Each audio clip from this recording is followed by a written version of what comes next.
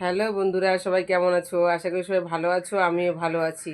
আজকে আমি পটল সুন্দরী রান্না করে সম্পূর্ণ ভিডিওটা দেখার অনুরোধ রইল। পটল সুন্দরী করার জন্য বন্ধুরা আমি পটল নিয়ে নিয়েছি। পটলটা 2-4টে আমি কেটে ফেলে দিয়েছি। এবার আমি ডিজাইন করে নেব।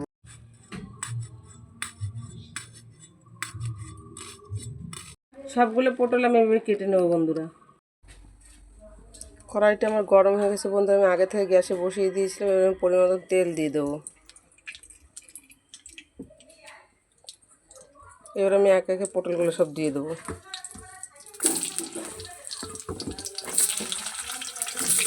এবার পটলটা ভেজে নেব। অল্প একটু লবণ দিয়ে দেবো। পটলটা আমার ভাজা হয়ে গেছে বন্ধুরা। ওই একই তেলে আমি দুটো এলাচ দিয়ে দেবো। কেটে রাখা একটা পেঁয়াজ, বেটে রাখা শুকনো লঙ্কা, জিরে, টমেটো পিউরি, আদা, রসুন বাটা একসঙ্গে আমি দিয়ে দেবো। দিয়ে মশলাটাকে আমি ভালো করে কষিয়ে নেব।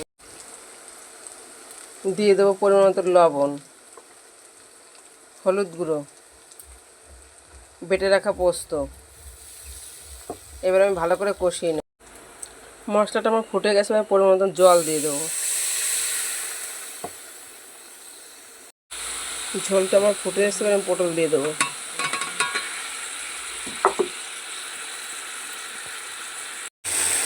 তরকারিটা আমার হয়ে আসছে বন্ধুরা। এবার আমি কিছু ধনেপাতা দিয়ে দেবো।